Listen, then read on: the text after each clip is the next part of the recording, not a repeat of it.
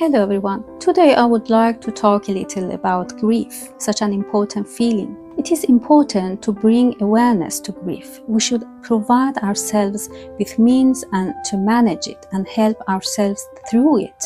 Grief is a psychological reaction that occurs after losing someone close to you, such as a family member or a good friend. But we also grieve in other situations as well, not exclusively when a loved one dies, but also when we outgrow relationships and friendships, when we, for example, reconnect with our childhood, which was not necessarily very good, when we start healing and realize that we are not the same person as before, or entering a new life phase, or finally feeling safe, missing opportunity becoming a parent, and so on. Therefore, everyone grieves, and this is actually an universal emotional experience. Grief takes time, and I do not believe that simple available methods can take away the pain entirely, but I believe that everyone still can find a unique path through it. It is a difficult and sneaky feeling. A song, a scent, a picture can become tears and triggers grief. Losing a loved one can be one of the most painful things you can experience. Just the knowledge that your loved one is going to die or that experience of loss will inevitably happen may trigger grief reactions. So it is important to remember that no two grief processes are the same. This means that what I tell or what you have been recommended to do to tackle your grief may not be the right one for you. You must find your own path through your own grief. The knowledge you have about yourself and how you have dealt with previous life crises cannot be replaced by anything else. We grieve differently. Many people may say that they feel that they tolerate less than before and feel like every single thing may feel huge and overwhelming and immense to them. They may trigger and react easily and are experienced as irritable and very sensitive by other people. They might feel exhausted and tired all the time, or that they cannot get things done as quickly as before. So the length of a grief reaction varies from person to another and depends on the circumstances of the loss they are experiencing, the life situation, as well as the previous experiences that the person had. So grief is not a mental illness, but for some people, grief can turn into a complicated grief reaction.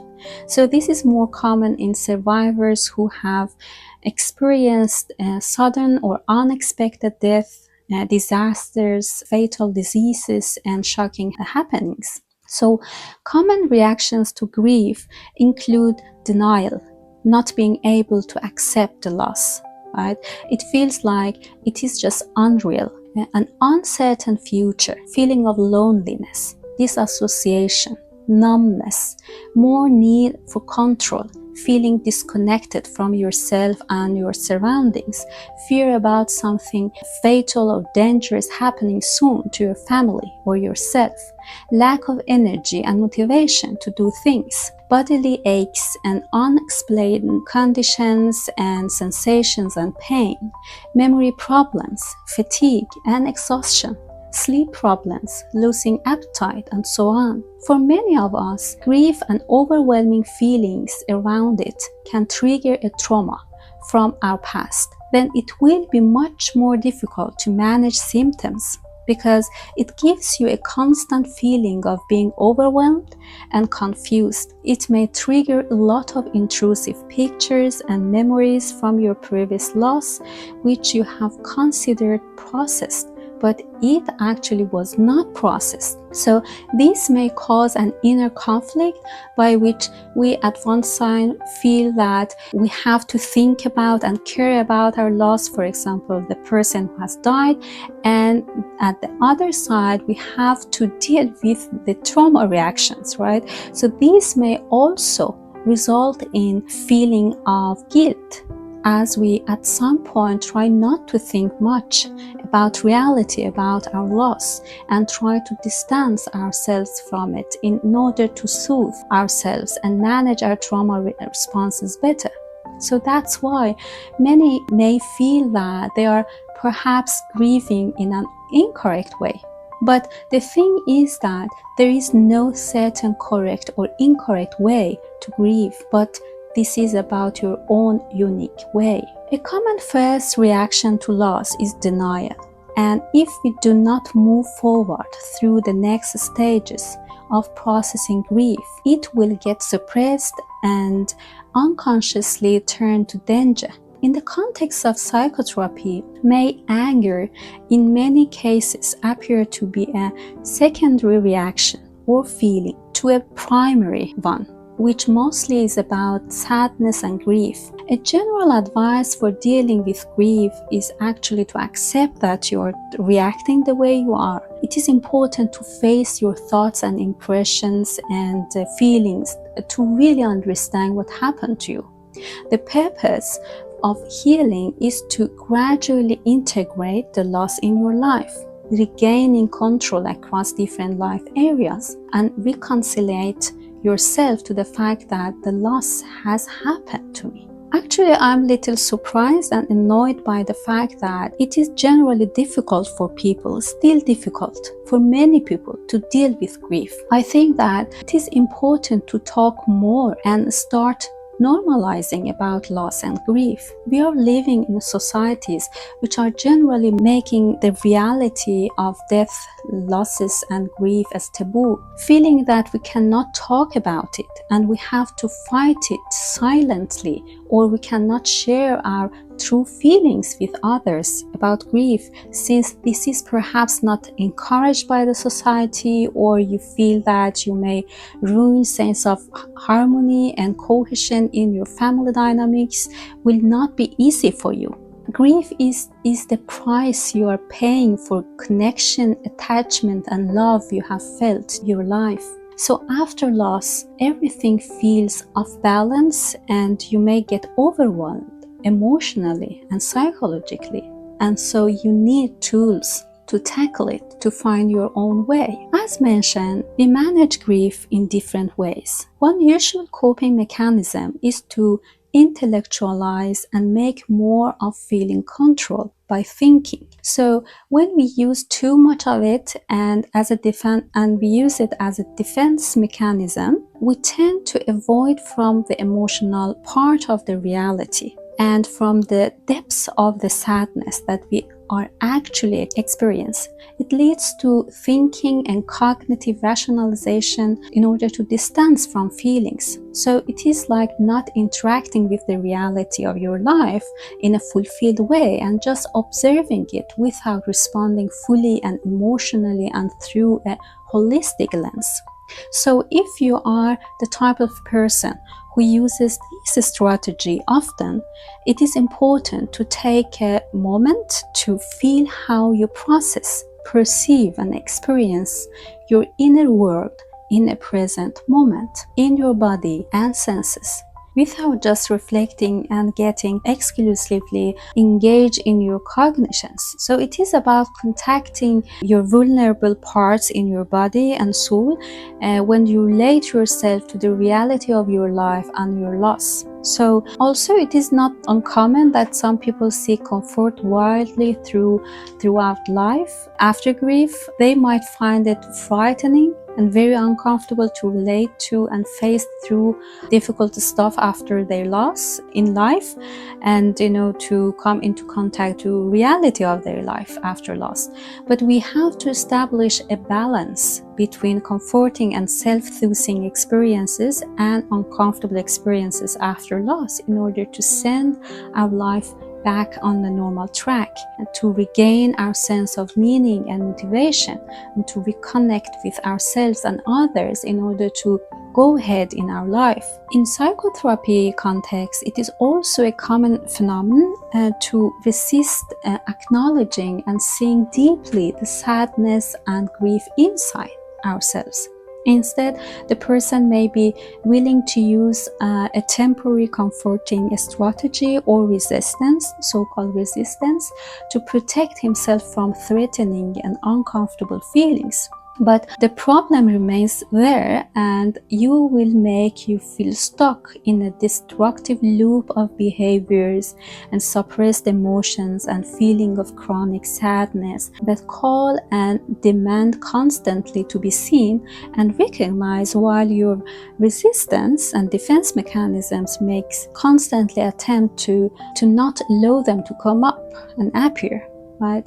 So there are good reasons why we should let it go and why to grieve. When we take care of memories we have had with loved ones or before experience of loss, and when we dare to connect to our history, we try to draw a new insightful life narrative and really understand what happened to our life, to embrace it, to understand our family and relationship dynamics, and to reconcile ourselves to the new fact of our life. So on the contrary, when we avoid reminding ourselves distressing loss and thoughts and feelings pertinent to it, we actually try to interrupt the healing process and reconciliation process, and to avoid reconnecting to the past and make a repair. So therefore, chronic avoidance to isolate and not to dealing with our grief by deleting all reminders and dive into a bubble of isolation and unavailability will not help. This may also be about doing destructive behaviors such as substance use, eating too much or too little, not caring about ourselves, or becoming obsessed with some particular habits or certain things and putting too much energy into them. Right? So these are about avoidance strategies. Some of us may not be able to cry after a shocking loss, even if we are deeply sad and struggle emotionally. We may feel inside that our body says that something is not going well with me, right? But still we feel it in our chest like a heavy load, a stone-like burden that does not to move on, or unpleasant feeling, squeezing energy with sits inside our stomach, throat or shoulders, but don't get released. So despite all these burdens, we cannot cry. And it may feel that tears are always around the corner, they are pressing behind our eyes, but they don't want to come out. So it's such a frustrating experience for many of us. I should say that it is not true that you must cry to grieve. Not to cry can suddenly become a stigmatizing experience for some people, as they feel that this contrasts with what other people or society expect from them or want from them to do. So we should accept it also as a normal reaction to grief. So some may process their grief with very unusual and uncommon strategies, such as meditation, being very much into spirituality, painting, singing, and so on. The most important thing is to find means that help you and works for you to come into contact to your body and grief, and make sense of your grief and express yourself. Crying and tears do not necessarily mean that you are not grieving or you are grieving. It's not a criterion of grieving correctly or incorrectly, or a scale or measure on how much you love the person you have lost. I have heard many times in therapy rooms that people are disappointed, their families and friends, because they do not approach them and ask them how it's going on with them right after their loss. They think that people assume that it goes well with them, since they do not seem to be sad at all, they do not share their feeling with them, and because they function like other people. So this may leave people with disappointing and isolating feeling of being abandoned and not being seen, right? So it is quite important to remind ourselves that many people will appreciate actually kindness and empathy. Also, they do not signal requiring it. Kindness is always an action of love. Grief should be processed through kindness, compassion, empathy, and honesty. In addition, some of us avoid consciously to express emotions and cry since we associate it consciously with shame, embarrassment, and feeling of not being worthy. Or that we may feel that other people may feel that we are attention seeking, or even we are bothering them, right? So we have kind of belief systems around it. So this is about to get socialized into some biased constructs and learning from society and family that this is not a good thing to be yourself. You have to be a less version of yourself to be admitted and accepted. Or that to grieve means to be a dramatic person or weak, or it's a way to seek attention. So our society may sometimes teach us something destructive and toxic that we have to be aware of, especially when it comes to raising children. So connecting with people and finding safety in interpersonal relationships is very healing. It has actually a healing power. So however, it might be difficult for many of us, especially during the first stages of loss. But as time passes, the intensity of pain lessens. However, the loss will always be there. So grief is about reconciliation and acceptance by going through it and all emotions around it. During later stages of grief, it will be beneficial to seek help from support groups and connect with people. Human experiences and research findings have shown that connecting with people who have experienced the same things and are suffering from loss and grief will have a healing power.